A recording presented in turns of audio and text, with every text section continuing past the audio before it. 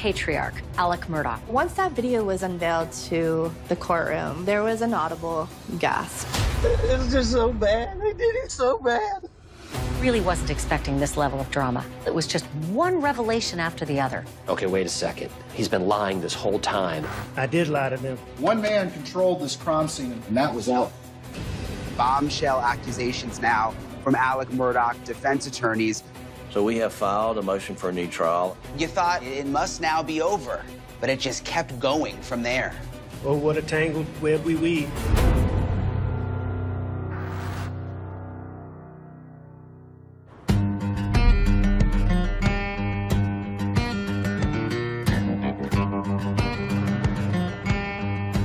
The Lowcountry would be defined as that area from about Georgetown, South Carolina, to the Georgia-South Carolina border. It is the coastal area.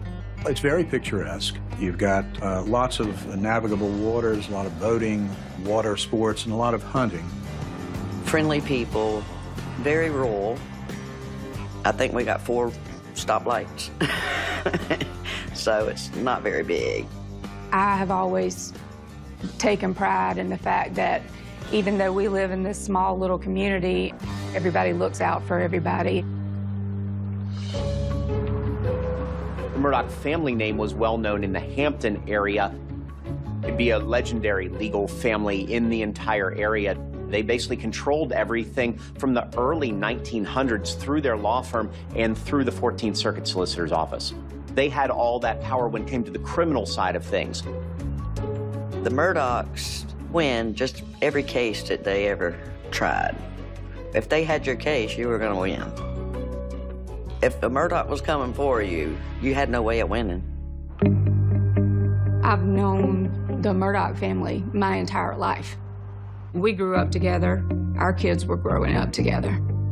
In Hampton, the Murdaugh family would have big parties out there on Friday or Saturday nights, and that was where we went. That was a big part of our high school, building fires and hanging out and partying. They took pride in knowing somebody when you need help. Just one phone call to say, make this go away, and it does, it goes away. Alec and Maggie and Paul and Buster were very well liked in the community. They could not go into a public place without Alec going up to anyone and everyone and greeting them. Whenever there was a family in need, and Alec and Maggie really did pitch in and help. That law firm has done a lot in the community. Fundraisers, have a big Christmas toy drive and things like that. Their reputation was good, but also many people feared them at any point because of the power that they held in the entire area. Just understand, this is a family with all kinds of power. It's almost like a Southern Mafia family. They put people in positions. They put magistrates in their jobs. They put people in law enforcement. They were connected all the way up to the White House. And if anyone needed help of any kind, that's where you would go. A tragic boat crash in February of 2019 that took the life of 19-year-old Mallory Beach involved the Murdaugh's youngest son, Paul, and really it was the catalyst for the takedown of this powerful family. Mallory Beach was 19 years old, and by all accounts, an effervescent young woman, just had a lot of good energy. Anthony Cook was the boyfriend of Mallory Beach and also a friend of Paul Murdaugh's, the son of Alec Murdaugh. My name is Beverly Cook, and I am Anthony Cook's mother. When Anthony and Paul were very young, they became good friends, and Paul was a privileged child. He had money. He came from a prominent family, but he felt like he was only allowed to act a certain way at certain times. But when he was at our house, he didn't have to do that. He could just be himself. That day, Anthony and Mallory were at our house, and I remember it vividly. I knew they were going out that night They told me they were going to Paul's River house. I remember them leaving the house very clearly, and I love you was the last thing that we said.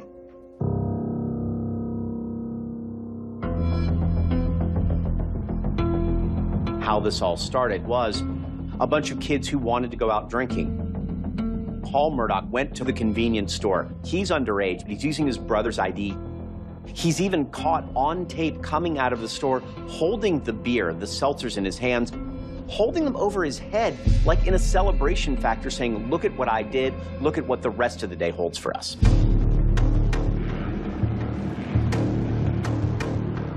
These were all young friends, all in the ages of 19, 20 years old, all underage.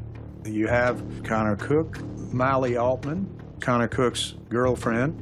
You have Anthony Cook, Connor's cousin, Mallory Beach, Morgan Dowdy, and of course, Paul Murdaugh.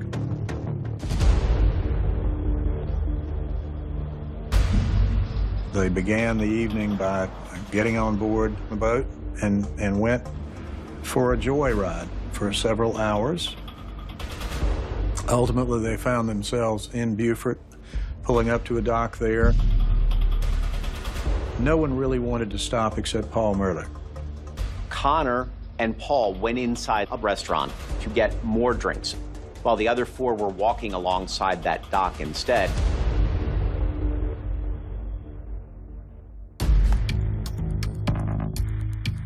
So what we're looking at is the group basically walking down the dock area of Beaufort right now.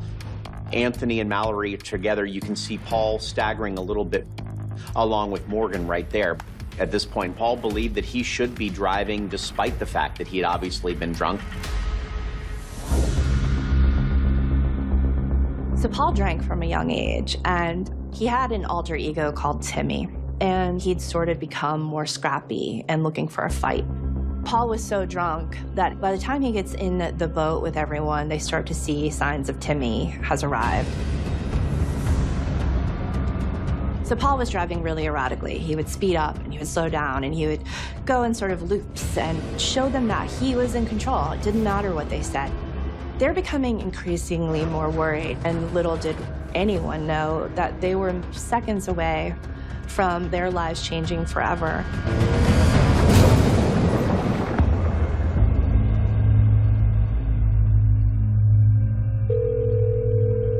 911, where's your emergency? We're in a boat crash on Arthur Street. Are you at the dock? We're in the boat. Okay. We have someone missing. There were people screaming, there were people in the water, people were crying for several of the other kids in the boat were injured. There's 6 of us and one is missing.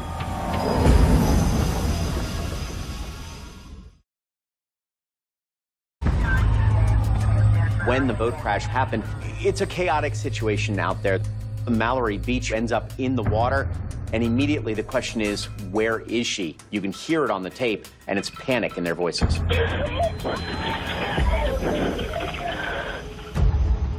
that point, everyone's not exactly sure what's happening. Then you get police to come on the scene.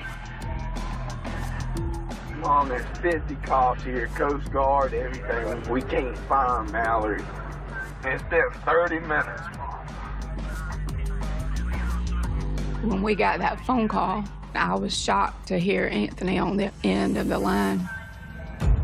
Y'all need to come to Beaufort quick. We hit a bridge in the boat. Connor's up. Morgan's messed up bad. We can't find Mallory, Mom. He doesn't say the F word to me, ever, ever, ever. But just the fact that he said that word to me immediately, I knew something was bad. Oh, you smiling like you're funny. My girlfriend's gone, folks. You think it's funny? Oh, she's right. Hell. I mean, what else can you do but be angry in that moment? And so he lashed out because he knew that nobody was going to do anything to Paul about it. Anthony was in the back of the boat, and he was trying to protect Mallory, but ultimately she was thrown from his lap when they hit that bridge. She's at the bottom of the river. Anthony, he knows in that moment that Mallory is not coming back.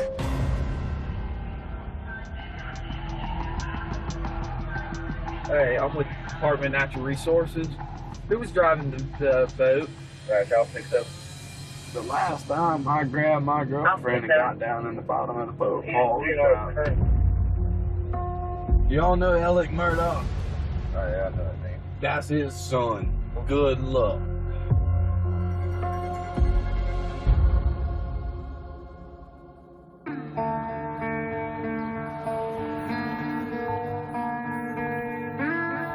My name's Jim Griffin. I started representing Paul in the boating accident. And they ultimately took the kids to the hospital. And then in the hospital, Alec and his dad show up.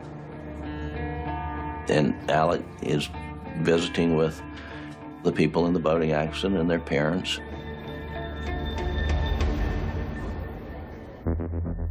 Paul was obnoxious, obviously and clearly impaired significantly. He was blockaded by his father and grandfather from law enforcement.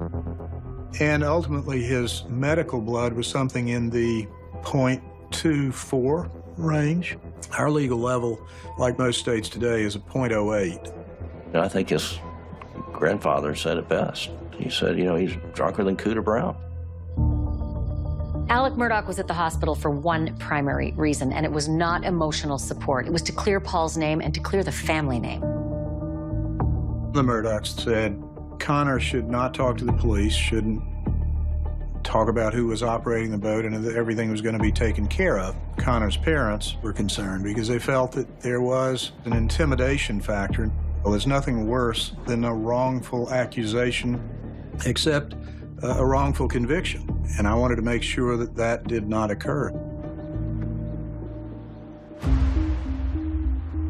The next morning, news of the boat crash and Mallory's disappearance hit social media. Horrifying. A boat slams into a bridge, a girl is missing. 19-year-old Mallory Beach hasn't been seen since a boat she and 5 friends were riding in hit a piling in Archers Creek on Sunday morning. A helicopter, 11 different boats, and 7 divers have been combing the waters in and around that area. Anthony had been going down to the bridge first thing every morning. He was just so distraught. He just wanted to find her. Maggie and Paul and Alec came out to the bridge. They were their normal selves. They were politicking, is what I call it. Just smiling and shaking hands and saying everything's gonna be okay. We're here, what can we do? I was in the truck by myself watching the helicopters and praying, and I heard somebody get in the back seat, and it was Maggie. She chit-chatted just a little bit, and she finally asked me, what do you think will happen if they never find her?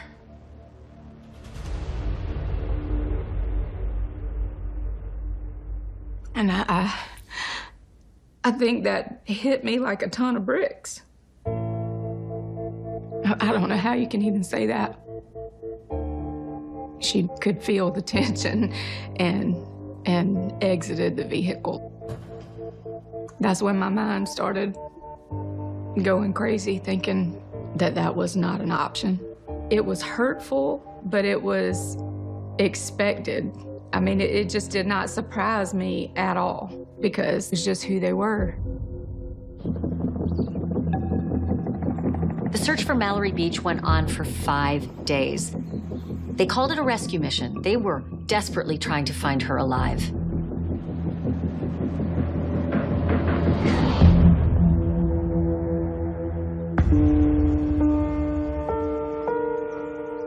On Sunday, we had all gone to church together. Mallory's family, our family, everybody. And then later, we were home, and I got a call. That's how I found out that they had found her. And Anthony, he was curled up in his bed with her sweater.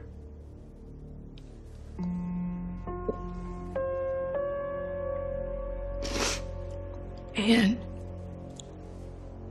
we had to tell him.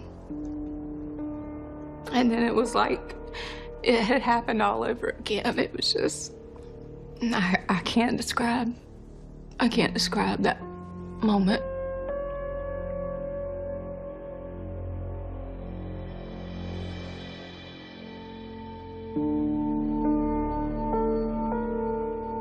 Mallory was missing for more than a week.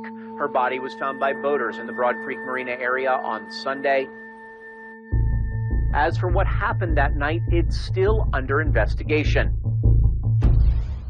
Well, drowning and blunt force trauma to the head after the crash, that's what an autopsy showed as the reason that Mallory Beach died.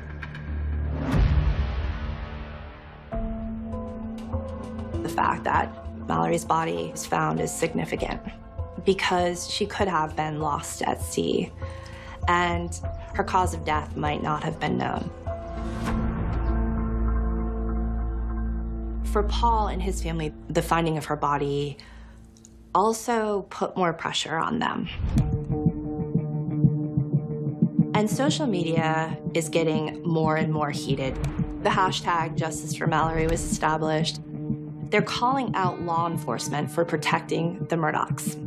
Online, you had a lot of people who said he should pay for this. At the same point, I think a lot of people never believed that he would ever stand trial or ever truly pay the price because there was a Murdaugh involved.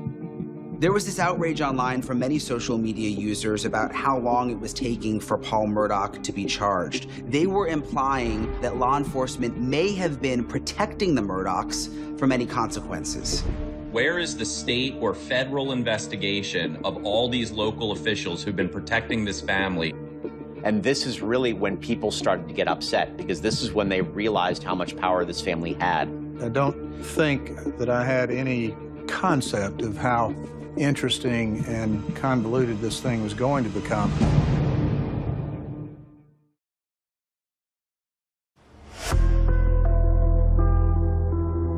It was unclear if Paul was going to face any consequence for this crash.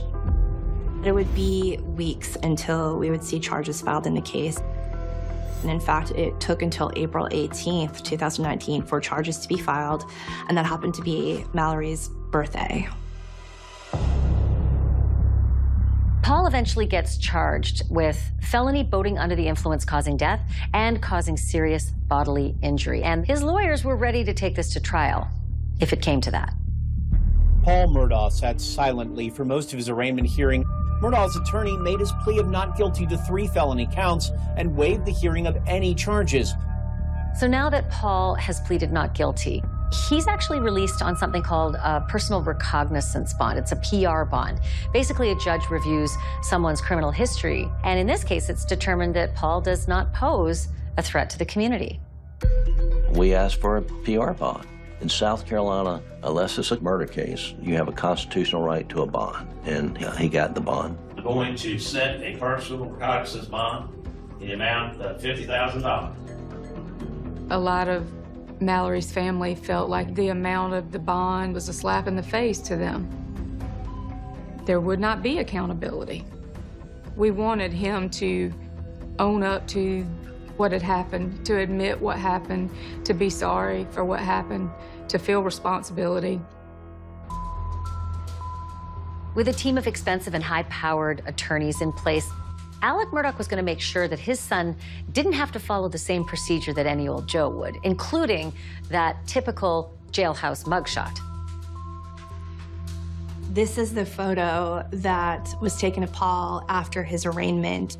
Usually when somebody's arrested, they have a mugshot taken, but he's not wearing an orange jumpsuit. He's wearing this sort of plaid shirt. He looked like the employee of the month for J. Crew and not somebody who had just been arrested for 3 felony counts of boating under the influence.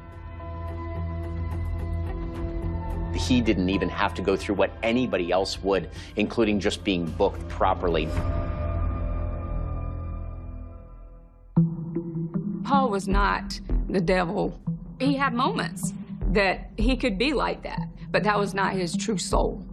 Personally, I think a lot of the times that Paul was acting out is because he was fighting within himself, and he was struggling to figure out who he really was and who he was going to be. Paul was a young, messed up kid who needed help, but the family, they were covering things up instead of trying to help him. After Paul's first court appearance, social media really sort of lit up. A lot of people in support of Mallory Beach. I think most people were just really outraged that it seemed Paul Murdaugh was using his family name to get preferential treatment. On social media, people can just unload. And it just caught wind. It's a place that is not news, it's just a gossip column. And so that affected the family. I can understand why people felt like this was privileged treatment, but honestly, the Attorney General, that's how they do it. So this is the first time that people got to speak out on anything about the Murdaugh family without apparent repercussions. As the Murdaugh's defense team was preparing to go to trial, Paul was facing up to 30 years in prison for this, but they were able to delay this for about 2 years. Until June of 2021, when the very fabric of the Murdaugh legacy starts coming apart at the seams. 911 with your emergency. This is Alec Murdaugh at 4147 Moselle Road. I need the police to answer immediately. My wife and child just got badly. This is the 911 call recording of Alec on June 7th. I can see his brain.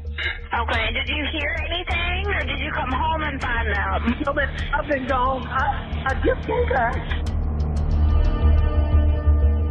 This is the firearm you brought from inside the house? Sir, yes, sir. I went and got. This is a long story. My son was in a boat wreck a few months back. He's been getting threats. Most of it's been benign stuff we didn't take serious. Okay. You know, he's been getting like punched. I know that's what it is.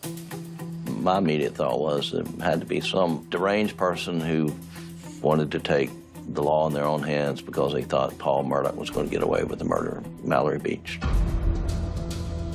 You just wonder, how could something like this happen? Is someone targeting them?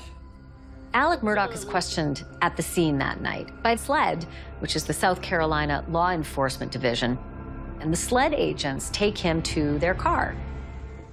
What comes to my mind is my son Paul was in a boat wreck a couple years ago. There's been a lot of negative publicity about that, and there's been a lot of people online just really vile stuff. I came home, I was up at the house, I laid down, took a nap on the couch, probably, I don't know, 25, 30 minutes. I got up, I called Maggie, didn't get an answer. I left the house and went to my mom's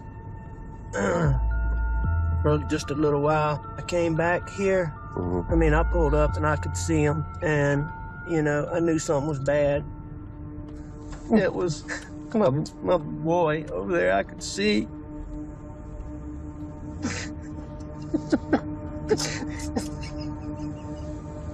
And I ran over to Maggie, and actually, I think I tried to turn Paul over. I tried to take their pulse on both of them.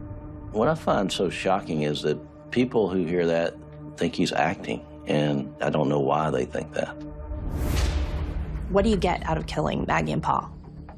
Maybe he was sick of Paul in the sense of, like, Paul had caused all this trouble for the family. Now, Alec was the widower. He's lost his son. There's an air of sympathy for him.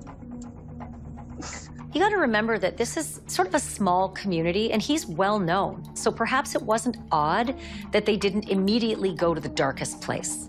But Alec Murdaugh was being afforded a lot of courtesies that other people wouldn't get. Sorry. So he was never detained, never put into a position where he was truly a person of interest. Immediately after Paul and Maggie were murdered, 2 days later, Randolph Murdaugh died.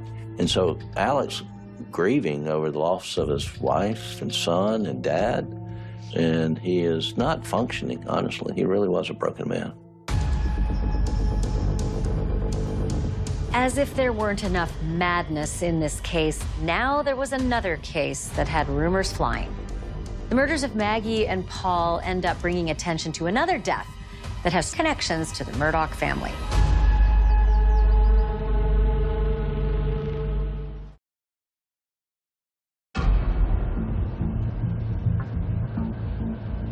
The bodies certainly seem to be piling up, in the Low Country. I mean, first you got Mallory Beach, then Maggie and Paul, and now another death seems to be unaccounted for.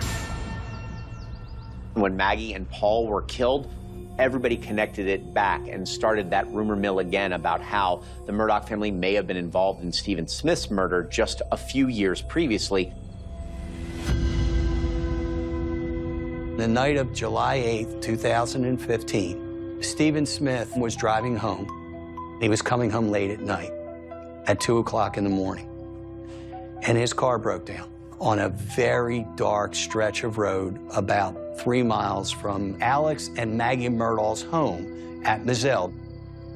And supposedly what happened is he began walking down a dark country road to his home, and something happened. Some truck driver was driving down the road, and the truck driver called 911. Hampton County 911, where's your emergency? Hello, I just going down the Crockerville Road. I see somebody laying out. He in the road. Somebody gonna hit him.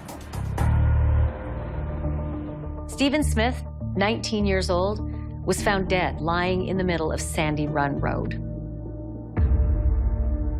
My name is Sandy Smith, and I'm Stephen Smith's mother. I was on my way to work in Hampton on the car. I heard on this radio station that there was a body thrown out of a car on Sandy Run. Didn't think nothing about it. Stephen is a twin, and his sister's name is Stephanie. And later on, she called me, and she said, by the way, did Stephen spend the night with you last night? And I knew right there that that was my baby in that road. My heart started pounding and went straight to my stomach. And it was like, it just started shaking. It's devastating.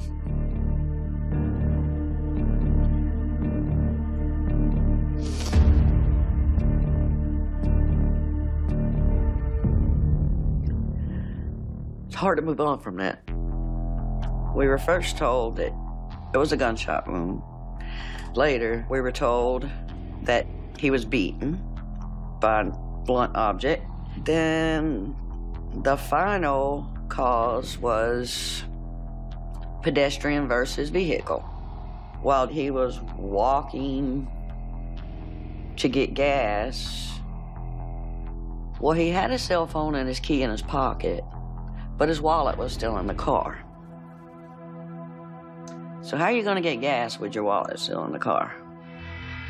The pathologist reached the conclusion that Stephen Smith was hit by a car and killed, and that it was a hit and run. But his clothes weren't ripped. His sneakers were still on. He had a couple of abrasions on his hand, on the inside of his arms, but the lion's share of his injuries were to his head. If you're ever hit by a car, you would have broken pelvis or broken knees. You would be thrown a long way, and you would tumble, and your clothes would rip. Shoes just get blown off your body. So it almost looked like Stephen was hurt or wounded or killed somewhere else, and he was laid down there. The investigators do interviews. Kids that they went to school with blamed Buster for Stephen's death. And that's why the Murdaugh name starts to be interwoven in the investigative file. I did hear a few names, but I don't want to, say it over the phone. The only name that was given to me was the murder name.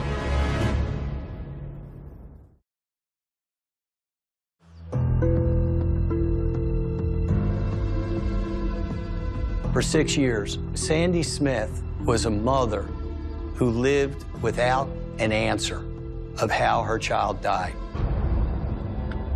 Stephen graduated from Wade Hampton High School in 2014. He knew Buster as a classmate.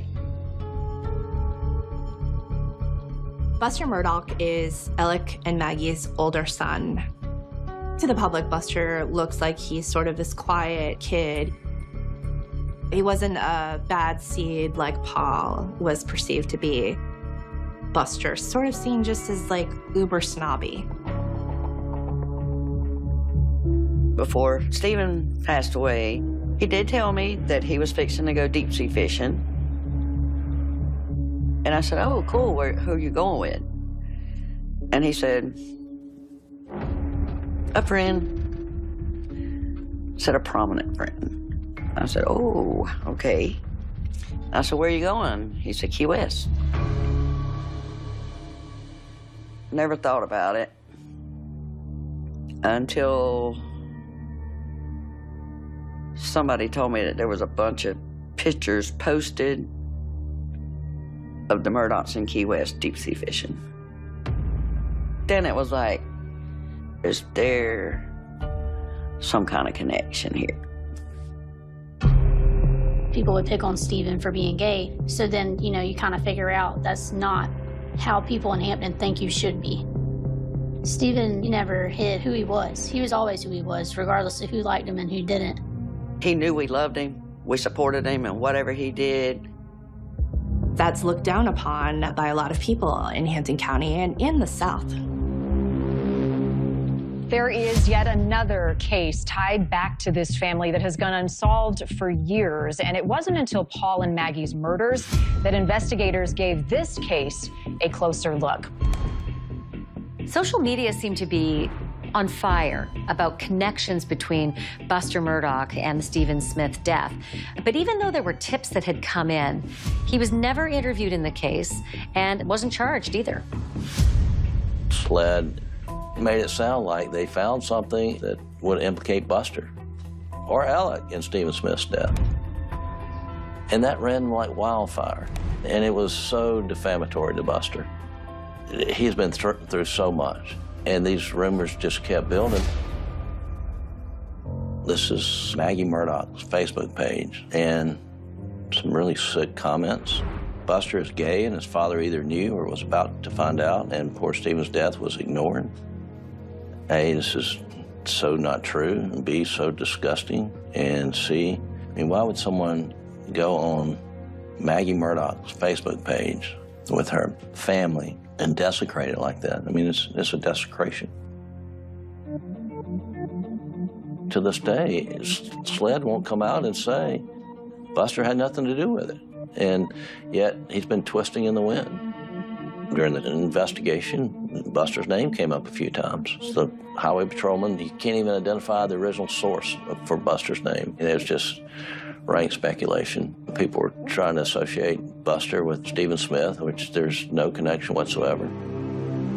We're aware of no credible evidence that would link Buster Murdaugh to the death of Stephen Smith. We have a wooden cross where Stephen was found, and it has Stephen's name on it.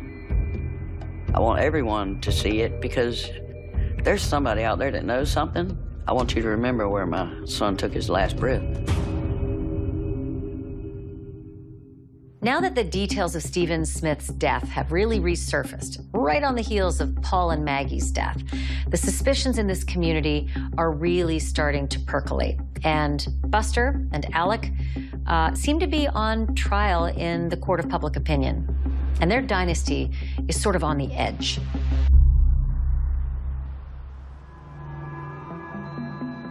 So basically every day, we're waiting to hear if somebody's going to be arrested for the murders of Maggie and Paul. But then Labor Day weekend happens. And now we have the man at the center of it all getting shot at. Hampton County 911 was your emergency. I got a flat tire, and I stopped, and somebody stopped to help me. And when I turned my back, they tried to shoot me.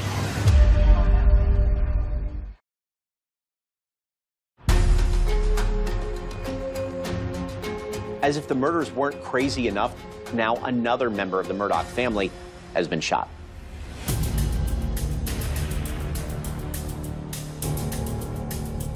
Oh, okay. Were you shot? Yes, I'm bleeding a lot. What part of your body? I'm not sure. Somewhere on my head. I'm bleeding pretty bad. What's your name? Alex Murdaugh. Andrew Davis out here in Hampton County right now with the story that really everybody is talking about. My initial reaction was, is everybody being targeted? Then you get on scene and you start to understand what's going on. It was somewhere after 1:30 today. He claims he was on the side of the road trying to change a tire. Two men came up and then opened fire on him. Do we have a serial killer on our hands? Do we have someone who's targeting this family specifically, and why? Alec gets shot in the side of the head. And there's an entrance wound right behind the ear and an exit wound sort of in the rear of the head, but it didn't kill him. Once Alex sits down with SLED agents to give them more details about the shooting, he also gives them a detailed description of the suspect. Based on this, police put together a sketch of the assailant who allegedly shot Alec. When they held that mugshot up, I mean, I was just in shock because at a glance, my first thought was he was trying to describe my son. And it went viral. I mean, somebody took one of Anthony's pictures and put it beside this sketch and saying, looks like he was trying to point the finger at Anthony the whole time. Immediately, the internet starts going crazy. There was a lot of doubt out there. Everything seemed suspicious, and the public was definitely seeing it. Just 2 days after this mysterious and bizarre shooting, Alec Murdaugh announced that he was entering rehab for a drug addiction that he'd been struggling with for several years.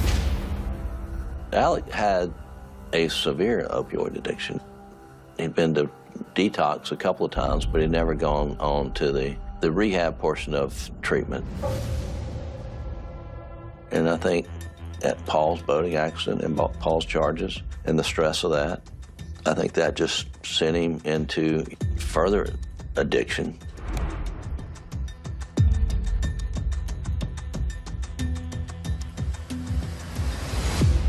As we continued to cover the Murdaughs on News Nation, we were just stunned by how many layers continued to be peeled back on this story. Alec Murdaugh found his wife and son dead 3 months ago, and then just days ago, he says he was shot in the head on the side of the road. Now he is accused of stealing money from the powerful law firm that he helped create. Alec Murdaugh's law firm alleged that over a period of 9 years, he had made $14 million, but he had stolen $7 million at the same time. Now, Alec Murdaugh has been accused of financial crimes. And this is where social media really kicked in.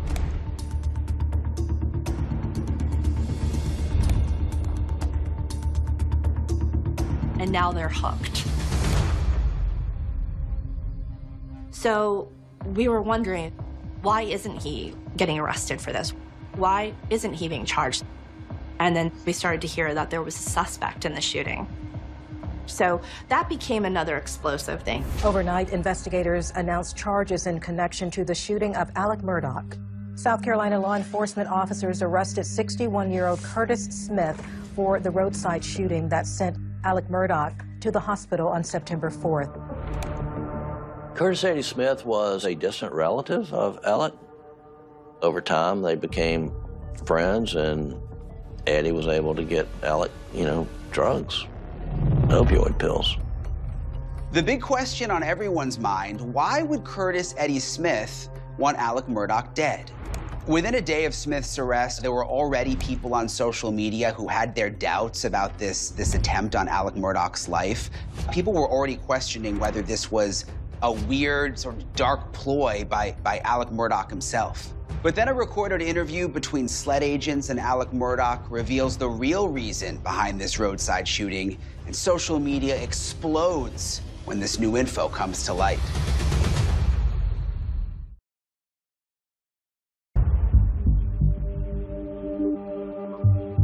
Just days after the roadside shooting, SLED Senior Special Agent Ryan Kelly conducted a telephone interview with Alec Murdaugh. His lawyers, Dick Harpootlian and Jim Griffin, were present. It was recorded, and there was a bombshell confession. Curtis Eddie Smith is the primary person who I purchased pills from for years. And some weeks you would give him how much money for pills? We had weeks where there would be $40,000, $50,000, $60,000. Alec spent more money than he had on drugs, and that caused him to steal money to support his drug habit. He was writing checks for drugs. I told him that things were getting ready to get really bad, and that I would be better off not here. And I asked him to shoot me.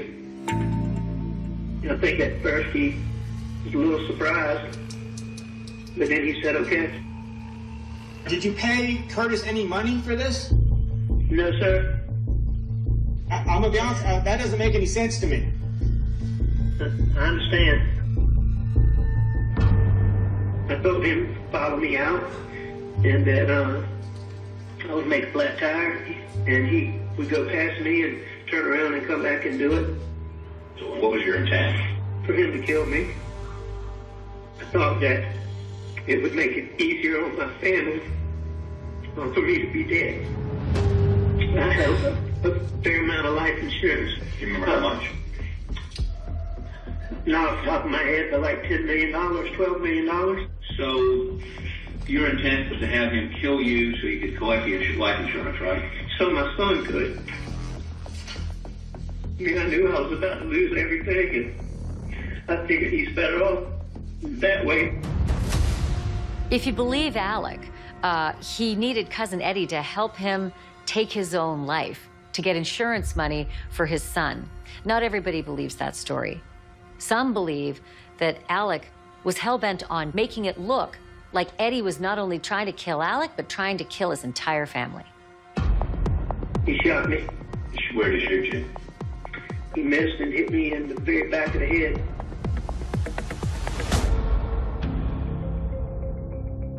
I do think he was feeling desperate. The number one most important thing in the Murdaugh family is preserving power and wealth. And so, at the very least, I can leave this legacy to my surviving son. Curtis Eddie Smith gets arrested, and he's charged with conspiring with Alec. And to this day, he still has these charges hanging over his head. Eddie's story is that Alec asked him to shoot him, and Eddie didn't want any part of that, and either the gun went off accidentally or he accidentally knocked Alec over and Alec hit his head on the ground. So we don't quite know what happened. To this day, Smith denies ever being Alec's drug dealer or ever even being a drug user himself. Alec Murdaugh, one of the most powerful men in South Carolina, turned himself into police today. The big thing on social media about the roadside shooting came up when Alec appeared in court in Hampton County for a bond hearing. He was charged with insurance fraud and submitting a false police report. Tonight, Alec Murdaugh out of jail and back in rehab. The once prominent attorney granted a $20,000 bond this afternoon and released on his own recognizance. So that turned even more people against him specifically. Well, maybe he would then commit murder. What else was he doing to other people in Hampton County?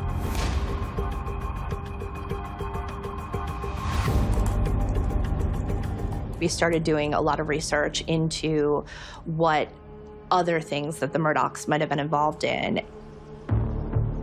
Then we found this obituary that showed Gloria Satterfield, the longtime housekeeper of Alec and Maggie Murdaugh, died under suspicious circumstances as well.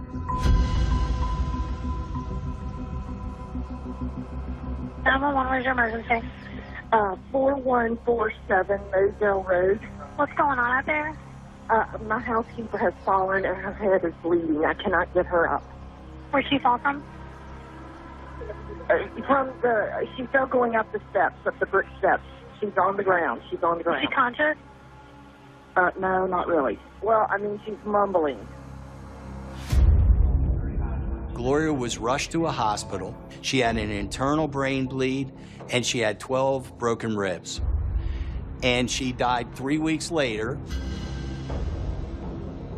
There was a petition in December of 2018 that asked court approval for the Gloria Satterfield $500,000 settlement. After her death, there was a claim made, and a lot of money was recovered by Alex Murdaugh. And none of the money went to the Satterfield family. I've never had a case where an attorney took every cent from a client. And, you know, quite frankly, I was in disbelief. Once the news surfaced of another death connected to the Murdaugh family, and this one with financial swindling, social media just lit up, and everybody seemed to have a theory. The Gloria Satterfield case ended up being a $4.3 million settlement. And we're not just talking about this one settlement. He stole from not only the Satterfield family, but for a full 16 years, Alex Murdaugh was stealing from other clients. It's sad because his victims, they're people who come to the Murdaugh law firm in the most distressing of times. Alex was able to prey on these people because they didn't know any better, which is shameful. It's one of the worst financial abuses I've ever seen. We know that there was money and that the clients didn't get it. So why isn't he getting arrested for this? So there began to be more calls online for law enforcement agents to do something.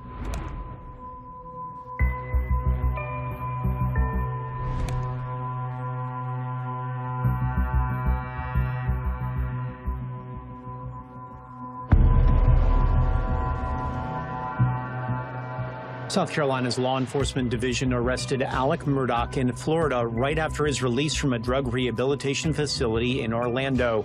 He's accused of stealing $4.3 million in insurance settlement money from Gloria Satterfield's son. And then in October of 2021, he just left his rehab and he got arrested in the Satterfield case. So that was the last day of freedom that he had. We obtained arrest warrants of Alec. We needed to get him in custody as soon as possible. My name is Creighton Waters, and I was the lead prosecutor in the Murdaugh case. We came out with our first round of indictments against him in November of 2021, and ultimately he received a $7 million bond on those charges. Alex was charged with and agreed that he stole $9 million. Emily Limehouse, the Assistant United States District Attorney, said no. He stole $10.5 million. That was momentous because we were seeing a Murdaugh in his family's courthouse, basically, in prison garb. So that was huge. There is a certain amount of satisfaction in that. Right around this time, the Murdaugh saga goes sideways because SLED makes an announcement that Alec Murdaugh is actually a person of interest in the deaths of his own wife and son, Maggie and Paul. In June of 2022, we had a meeting with the Attorney General, and we presented the evidence we need to go ahead and charge him. And so he was indicted for the murders in July. It felt like kind of like a minor victory in the sense that, like, I'm seeing accountability happen. Alec Murdaugh pleads not guilty, so that means this thing is headed to trial. The number one question, is this guy gonna get off?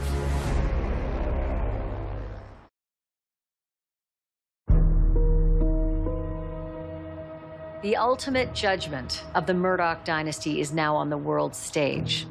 The trial of Alec Murdaugh begins on January 25th of 2023. Brian Enton is right there on the ground at the Colleton County Courthouse in South Carolina. You know, Ashley, you always hear that saying, you can't make this up. I mean, with this story, you really just cannot make it up. It is crazier than a movie script. Many people said it was the trial of the century. The prosecution's theory was that Alec Murdaugh actually committed the murders to take the focus off of the financial crimes that he was involved in. The house of cards were coming down on top of him. You've got a extremely powerful, well-established Southern family. You have allegations that of power and influence and their effect on the system. On top of that, you have these two just horrific murders.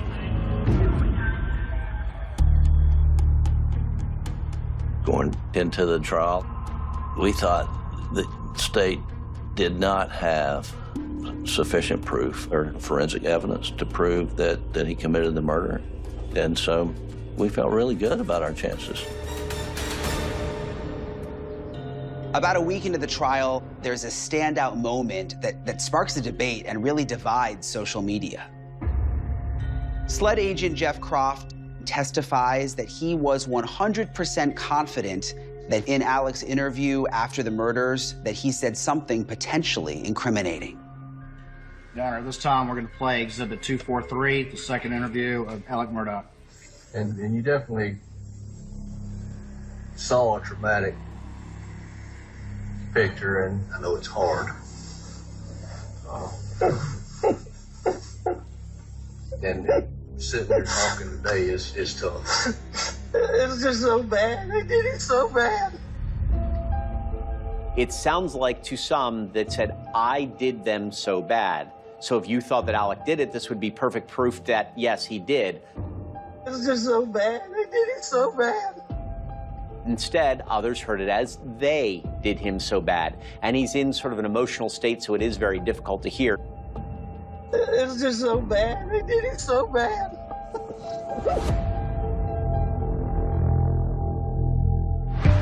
Did he say I or they? This is something that the jury spent a good chunk of the day trying to decide. Take a listen to it slowed down this time.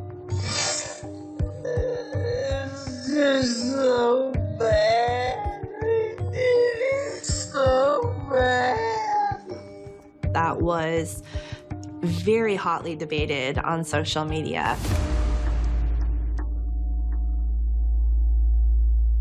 It was almost like 50-50. You either heard, I did him so bad, or they did him so bad. Personally, I think he said I. Special Agent Croft said, I heard him say, I did him so bad. And when I listened to the recording, I couldn't say that was wrong. And I'm talking to the person who was actually in the car asking the question and having the conversation. It sounded distinctly to me like they, and yet the person sitting next to me, a member of the press, said, well, I'm hearing I. But people just hear what they want to hear. I think that's ultimately what that was about. Almost like a Freudian slip. And their theory behind Freudian slips is that parts of our unconscious, parts of our feelings that we aren't in touch with kind of pop out at these kind of inopportune or strange times, but they tell the truth. Get it. Get that. Then the key piece of evidence that proved the most damaging was introduced into the trial, the dog kennel video. On the night of the murder, Alec's son Paul was recording his friend's dog with his cell phone. What's key about this is that Alec has maintained that he was visiting his mother at the time the video was taken, that he was never at the dog kennel that night until he discovered Maggie and Paul. Quit, Cash. Come. Quit. It's okay. Come here. Paul is there videotaping on his phone. You can see Cash the dog with his tail wagging, and Paul is trying to send that to his friend Rogan Gibson so that Rogan can determine whether or not they take his dog to the vet to get his tail looked at. I wanted the jury to hear Paul and Maggie's voice because that is the last time their voices would ever be heard by anyone on earth. Hey, he's got a bird in his mouth. Bubba. Hey, Bubba. In the background, you can hear other voices, and those voices were very specifically identified as Maggie Murdaugh Hey, he's got a bird in his mouth. and Alec Murdaugh. Come here, Bubba. It's a guinea. This is a chicken. Come here, Bubba. Come here, Cash. Come here, Bubba. Cash. At that moment, we said, okay, wait a second. He's been lying this whole time about never being down there at the kennel. Cell phone data shows that it was recorded at 8:44 p.m. that night. This now places Alec Murdaugh at the murder scene just minutes before his wife and son were shot and proves that he was there minutes before the murder. Once that video was unveiled to the courtroom, there was an audible gasp. It was the thing that you see in drama series, not in real life. There's rarely this piece of evidence as large as this one that just sort of turns everything on its head in real time. I think the kennel video gave me a level of comfort that let me believe that we could prove this case beyond a reasonable doubt. The other video that was very significant in this case was a Snapchat video from Paul's phone that was taken a couple hours before the murders. It showed Alec standing with one of the trees that just wasn't wanting to stand up. Better than it was, ain't it? It wasn't uploaded until 7:56 that night, which is less than an hour before Paul was killed. The video itself shows Alex in loafers, a pair of khakis, and a seafoam green shirt at this point. But when he talks to investigators later, he's in a white t-shirt and a pair of shorts and a different pair of shoes entirely, and we've never found that seafoam shirt, pants, or shoes again. The question would be, why did he change the clothes? And more than that, where did those clothes go? The implication would be that there was something that would tie him to the murders on the clothes themselves, and that's why we've never found them again. But once the family's current housekeeper, Blanca Simpson, takes the stand, Alec Murdaugh's clothes become a bigger point of contention with the shocking information she reveals. Yes, sir. You recognize those pants in State 7? Yes, sir. How do you recognize them? I took care of the laundry. Blanca described the clothes that Alec was wearing, that those clothes, after the crime, she never saw those again. And he sort of started to plant the seed with her that he was not wearing an outfit. He was pacing back and forth in the living room, and he said, I got a bad feeling. He said, I got a bad feeling. He said, something's not right. He said, you remember the shirt I was wearing, that Vinnie Vines shirt? In my mind, it was the polo shirt. I didn't say anything, but I was kind of thrown back because I don't remember that. I don't remember him wearing that shirt that day when he left. I know what shirt he was wearing because I fixed the collar, and the collar's different material.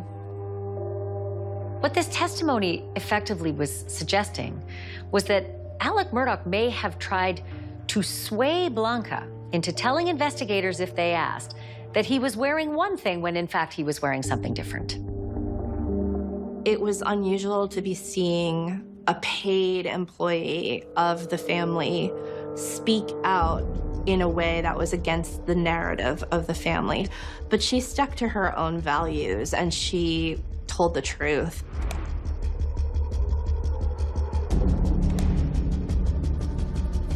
And it was probably, at that point, one of the most anticipated moments of the trial, knowing that Buster was coming to the stand. What could he say at that point? Would he support his father? Be the truth, the whole truth, and nothing but the truth, so help you God.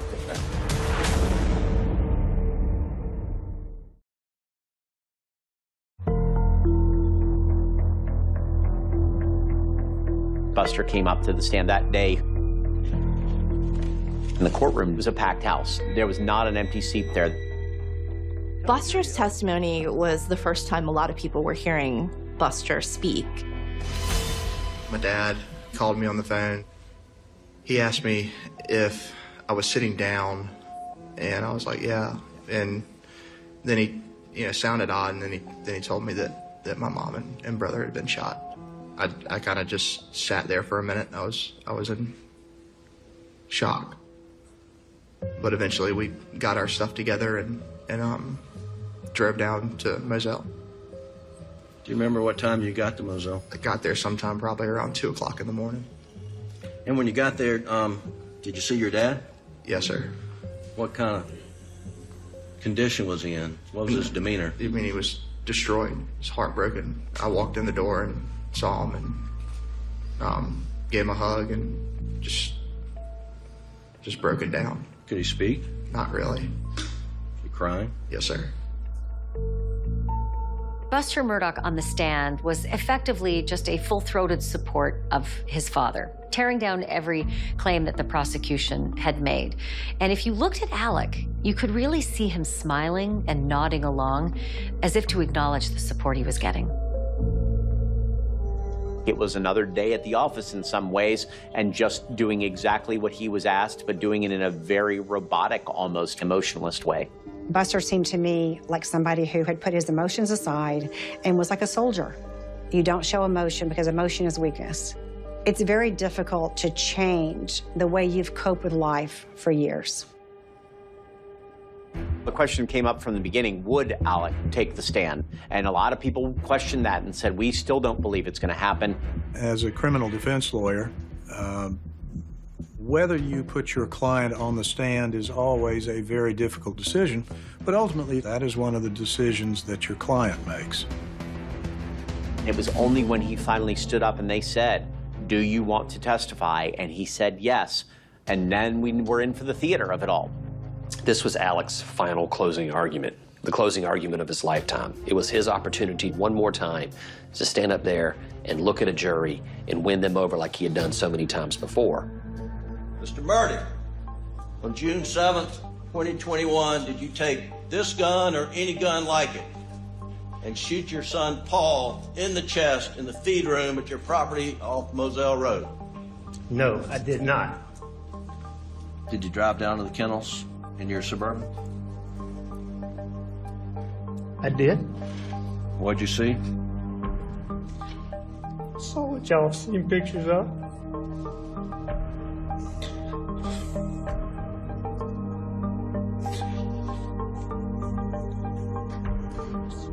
So bad. Did you see them on the ground when you're pulling up in your Suburban? I did. And what'd you do when you came to a stop, Alec? I think I jumped out of my car. I know I ran back to my car, called 911. And this was a man who'd been in court many times, who'd know what to do in whatever form he could to try to sway the jurors in his direction. There were tears. He wanted the jurors to understand that he was a loving, grieving father, and there was no way that he could have killed those people. When Alec Murdaugh is confronted with the damaging kennel video that was found on Paul's cell phone, everyone was on the edge of their seats, wondering how was he going to explain himself?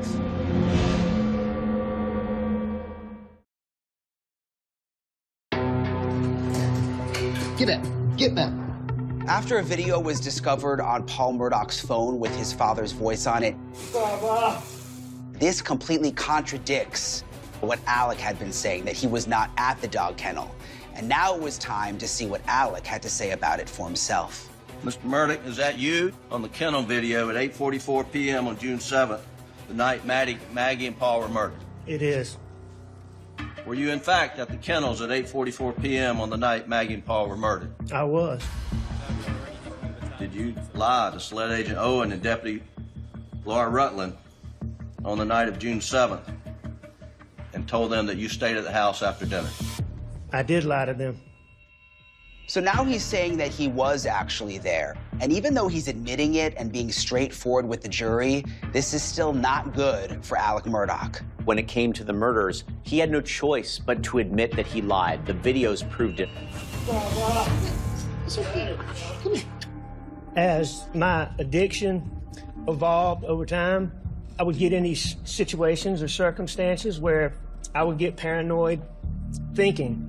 It could be anything that triggered it, coupled with my distrust for Sled, caused me to have paranoid thoughts. On June the 7th, I wasn't thinking clearly. I don't think I was capable of reason. And I lied about being down there. And I'm so sorry that I did. You continued lying after that night, did you not? But once I lied, I continued to lie, yes, sir. Oh, what a tangled web we weave. So if you're someone who's been skeptical of Alec Murdaugh, now you're hearing this and you're thinking to yourself, he's just using his drug addiction as an excuse to lie to everyone. So you're taking 60 a day or something like that? I mean, There were days where I took more than that. It seemed like it was a lot of pills and the damage it could do to his internal organs. And could you really function on 60 pills a day? As I took more and more, and over the years, it just, you know, you build up a tolerance to pain pills. Opiates gave me energy. He got torn up on social media about that.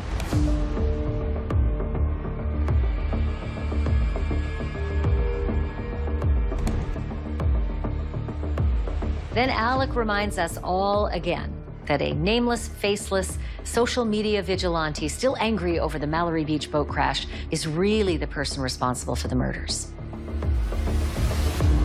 I believe that boat wreck is the reason why Paul and Maggie were killed. The social media response that came from that was vile. I can tell you for a fact that the person or people who did what I saw on June the 7th, they hated Paul Murdaugh and they had anger in their heart. He's talking about himself and not talking about the vigilantes he refers to. Because I think that Alec is projecting his own anger that he had toward Paul for putting his dynasty in jeopardy, creating all kinds of financial problems, about to tarnish his image. But he was never able to pinpoint who might have done it or who actually was attacking Paul. So it took away from the value and the power that he was trying to pull with that statement. Then the defense team brings in Tim Pombach. He is a crime scene analyst and blood spatter expert, and he actually suggests that the double murder is the work of two shooters. The reason that we believe there are two shooters is there are two guns. Why have two guns if it's one shooter? It just doesn't make much sense. Paul Murdaugh was shot twice, once in the chest and once in the head, while Maggie Murdaugh was shot a staggering 5 times. They were trying to claim the shooter had to be about 4 foot tall to be able to commit the murder with Paul because of the angle that was coming up and the number of shots that were fired both at Maggie and Paul at that point.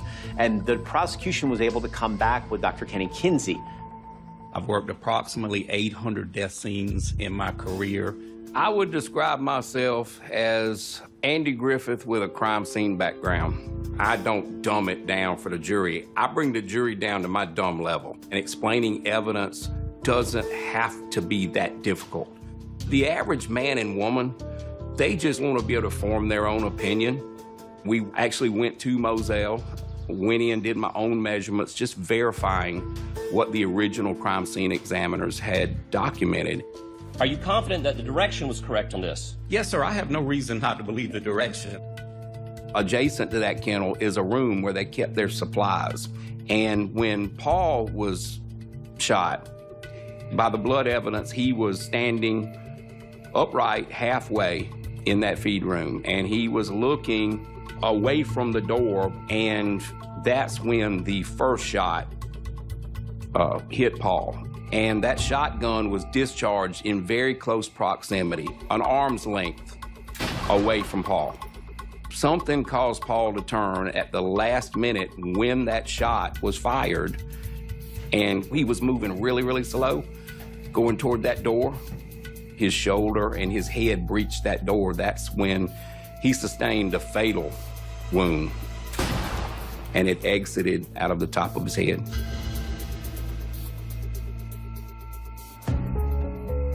Miss Maggie was shot with a .300 Blackout rifle. Miss Maggie comes running up. She moved out 4 or 5 feet, maybe 10 feet, and that's where she sustained the first fatal wound. I believe she was down on the ground in a crawling position, and the shooter went behind her, and she's face down. And then the last shot was into the top of the head. It's just overkill. I believe Alec Murdaugh killed Maggie and Paul Murdaugh. It doesn't make sense with 2 shooters. We know Maggie surprised the situation with Paul. Maggie was running up towards Paul. So if there were two shooters, whoever the second shooter was would have went straight to her. And if they did it, they'd do it simultaneously. So it just makes no sense. What is your opinion of the defense's expert that says the shooter could not have been 6 feet 4 inches tall like the defendant, Alec Murdaugh? I see nothing that could exclude a 6'4" shooter. So the defense's theory was able to be countered by Kinsey, who then became a social media darling because of his demeanor. He spoke English to the public. They fell completely in love with him. I think the theory is preposterous, in my opinion.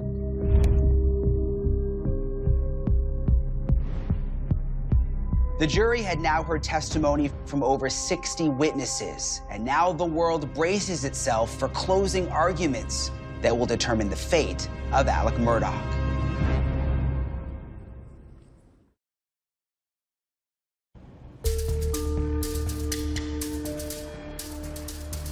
As the closing arguments get underway, this is really an opportunity for the prosecutor, Creighton Waters, to take center stage. We couldn't bring you any eyewitnesses because they were murdered. But common sense and human nature can speak on behalf of Maggie and Paul. And they deserve a voice.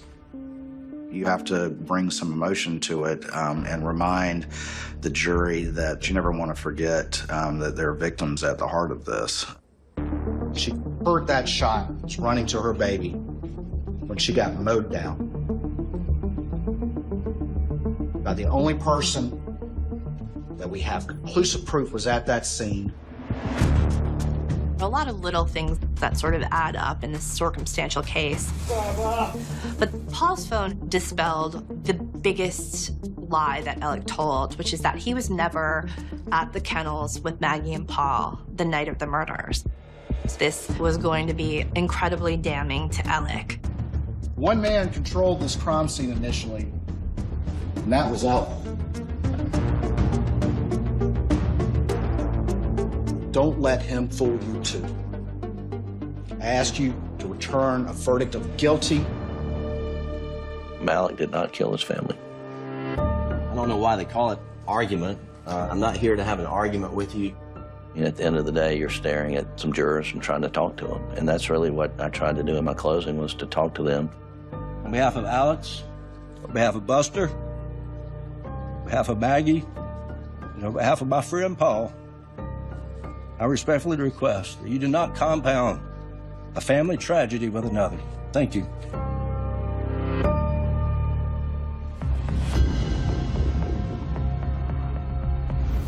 On March 2nd, after 6 weeks of trial, I was floored by how quickly that jury reached a verdict. I will say I am shocked. The deliberation was only 3 hours.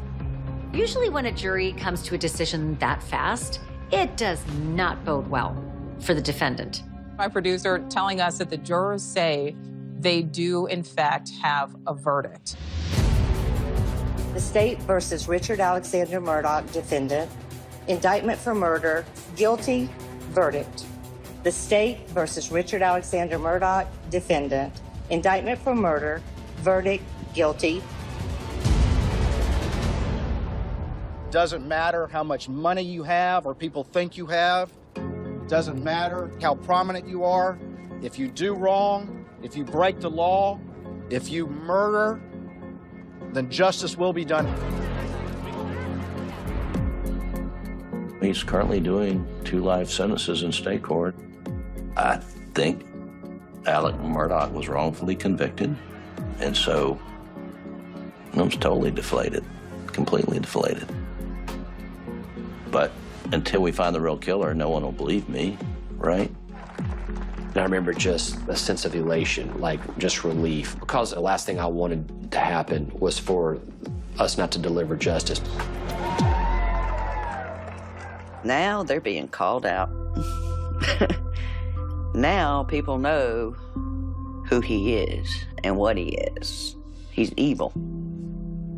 He is evil. There had been a huge social media, presence. many people felt like a statement was made. And the statement was, nobody's going to get away with this. Between yesterday morning and the end of sentencing today, there were more than 99,000 posts about the trial. Alec doubted whether he can get a fair trial. He had hope in the jury, but he was disappointed. All that disinformation and social media worked its way into the minds of the jury. The Alec Murdaugh saga will likely be with us for as long as Alec lives and probably even afterwards. But as recently as September 2023, some brand new information surfaced that really sparked some new hope for Alec that he could wiggle out of all of it.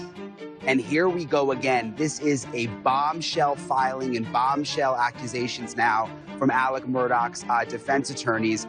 They're saying Clerk of Court Becky Hill from Colleton County actually tampered with the jury. Allegedly, the clerk told them, don't let the defense distract you. Then right before Alec testified, she said, don't be fooled by him.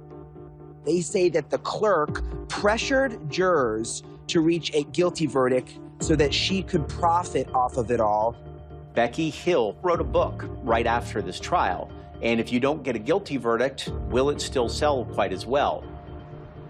In November of 2023, police questioned Becky Hill and the majority of the jurors, and in an affidavit signed by Becky Hill, she denied the numerous allegations made by Murdaugh's legal team. That was totally unprecedented in my experience and jaw-dropping. So we have filed a motion for a new trial. A few months after the verdict came down, finally a settlement in the Mallory Beach lawsuit.